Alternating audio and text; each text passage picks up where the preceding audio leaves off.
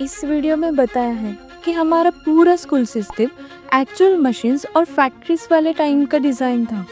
और मैं सच बात बोलूँ तो मैं रात भर इसी बारे में सोच रही थी, थोड़ा सा सर्च भी किया और मुझे एक बात समझ आई कि अगर यूरोप का फैक्ट्री मॉडल पूरी दुनिया में फैल गया तो भारत में एक अलग सा ब्लूप्रिंट मिला। क्योंकि हमारे यहाँ एजुकेशन सिर्फ पढ़ाई नहीं, एक जीवन की साधना थी।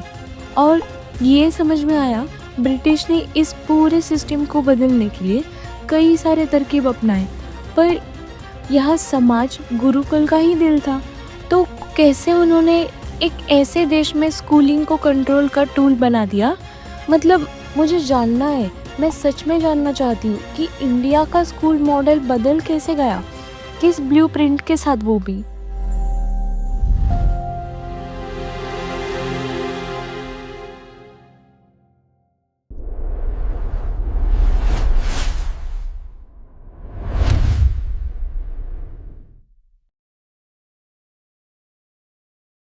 इसकी जड़ छुपी है ब्रिटिश एम्पायर के एक बड़े प्लान में।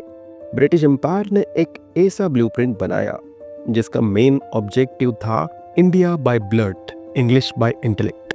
यूरोप में जो फैक्ट्री मॉडल शुरू हुआ था, धीरे धीरे ब्रिटिश एम्पायर उसे हर जगह ले गया। अफ्रीका, ऑस्ट्रेलिया, कनाडा और फिर भारत। पर भारत कोई आसान जमीन नहीं थी। यहाँ की शिक्षा जीवन का हिस्सा थी, सर्वाइवल का नहीं। भाई, तो हमारी पुरानी एजुकेशन इतनी डीप थी, सिर्फ मार्क्स नहीं, पूरे इंसान को डेवलप करती थी। हाँ, बिल्कुल सही।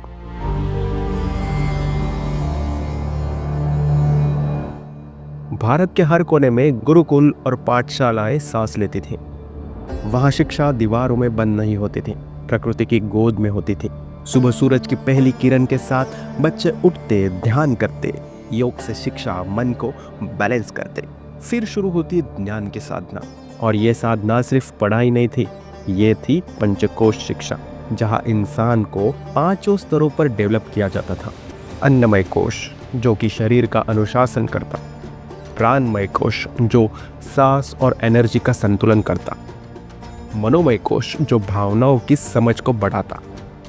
विज्ञानमय कोश, जो बुद्धि, लॉजिक, विवेक की धार बनता। आनंदमय कोश, जो कि आत्मा की शांति की राह दिखाता। मतलब शिक्षा का लक्ष्य नौकरी नहीं था, जीवन की पूर्तता था। गणित, आयुर्वेद, खगोल, दर्शन, संगीत, व्याकरण, हथकला, योग, ये सब इसमें इंक्लूड था। और सबसे सुंदर बात, हर स्टूडेंट अपनी प्रकृति, गुण, रुचि के हिसाब से पढ़ता था। किसी के लिए युद्ध नीति, किसी के लिए वेदांत, किसी के लिए वास्तु। और इन सब को जोड़ने वाला धागा था संस्कृत। संस्कृत सिर्फ एक भाषा नहीं थी, ज्ञान का सेतु थी। एक ऐसी भाषा जो पूरे भारत को एक सूत्र बांध कर रखती थी। आज हम भाषाओं पर लड़ते हैं, हिंदी, मराठी, तमिल, कन्नड़ा, मलयालम, पर तब डाइवर्सिटी भी यूनिटी थी, क्योंकि सबका रूट एक था, वो है संस्कृत। रामायण को ही देख लो, राम जी, लक्ष्मण जी, सीता जी पूरे भारत में घूमते हैं, हर रीजन के लोगों को मिलते हैं, पर संवाद में कोई दीवार नहीं होती। ऐसे कहीं पर भी नहीं होता कि भाषा की वजह से उनका कम्युनिकेशन रुका है। वैसे ही महाभारत का भी देख लो, दुनिया भर के राजाओं के बीच भी कन्वर्सेशन पॉसिबल रहा, क्योंकि भाषा कॉन्शियसनेस की थी। नालंदा, तक्षशिला, विक्रमशिला में जब दूर देशों से विद्वान आते थे, उनका कनेक्शन सूत्र भी संस्कृत ही थी, क्योंकि संस्कृत सिर्फ शब्द नहीं थे, वो आइडेंटिटी थी, वो यूनिटी थी, वो समझ थी। भाई, ये तो मैंने कभी सोचा ही नहीं कि पूरा भारत देश एक ही लैंग्वेज से कनेक्टेड था, इसलिए तब डिवाइड होना मुश्किल था, राइट? फिर आगे क्या हुआ? ब्रिटिश जब भारत आए, उन्हें 2 बातें इंस्टेंटली समझ आई। भारत का education system fully self sufficient था।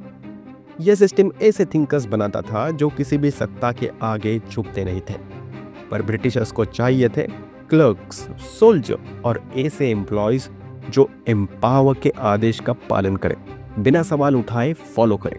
और यही से इतिहास में एक नाम सामने आता है, लॉर्ड मैकॉले। उन्होंने 1835 में अपने पार्लियामेंट में अपना फेमस मिनट पेश किया, Indian in blood and colour but English in taste, in opinion, in morals and in intellect. मतलब साफ था, they want us to look Indian but think British.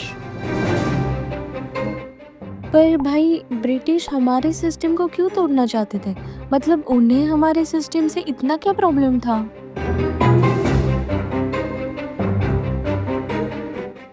Macaulay के ब्लूप्रिंट के बाद ब्रिटिश गवर्नमेंट ने उसे तुरंत पॉलिसी बना दी। सबसे इम्पोर्टेंट डॉक्यूमेंट आया वुड्स डिस्पैच 1854।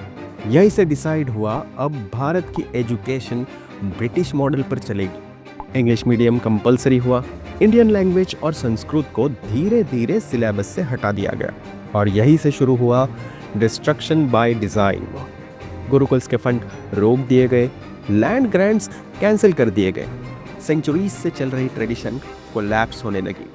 टीचर्स की जगह आए मिशनरीज, नॉलेज की जगह आई क्लरिकल ट्रेनिंग। अब बच्चों को सिखाया जाता था कैसे ओबे करो, ना कि कैसे सच खोजो। स्कूल एक लर्निंग प्लेस नहीं रहा, एक असेंबली लाइन बन गया।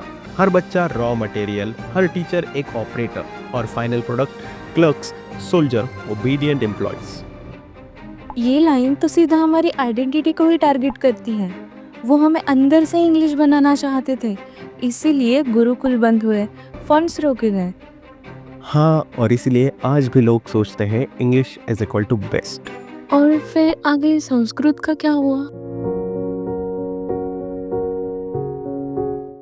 ब्रिटिशर्स ने संस्कृत को अनप्रोडक्टिव और आउटडेटेड बताया, पर असली रीजन कुछ और था। संस्कृत से पैदा होते थे थिंकर्स जो सवाल करते थे, सोचते थे और सच्चाई ढूंढते थे।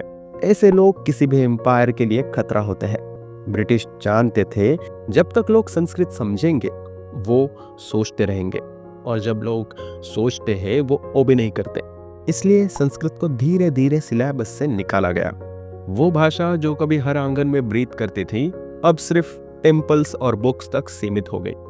हमने वो भाषा खो दी जो हमें खुद से जोड़ती थी, जो हमें सोचने की आज़ादी देती थी, जो हमें एक करती थी। और जब कोई भाषा मरती है, उसके साथ एक सिविलाइजेशन की आवाज़ भी मरती है। तो मतलब ये सब प्लानिंग से हुआ था, रैंडम चेंजेस नहीं, पूरे थॉट आउट स्टेप्स। हाँ बिल्कुल। भाई संस्कृत को मारना मतलब भारत की यूनिटी को काटना था, राइट? हमारी सोच, हमारा नॉलेज, हमारा कल्चर, सब पर एक साथ ही अटैक किया गया। एग्जैक्टली। मैकॉले का सपना था Indian by blood, English by intellect, और आज वो सपना सच हो चुका है। हमारी किताबों में वेस्टर्न आइडियाज, स्कूल्स में वेस्टर्न मेथड्स और सोच में बोरोड बिलीफ्स।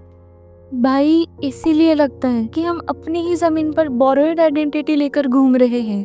बिल्कुल। आजादी के बाद भी सिस्टम का डीएनए नहीं बदला, बस यूनिफॉर्म बदल गए। यार अगर ब्रिटिश ने हमें अपनी सोच के हिसाब से डिजाइन किया, तो आजादी के बाद हमने सिस्टम को बदला क्यों नहीं? इसका जवाब तुम्हें इस एपिसोड में मिलेगा।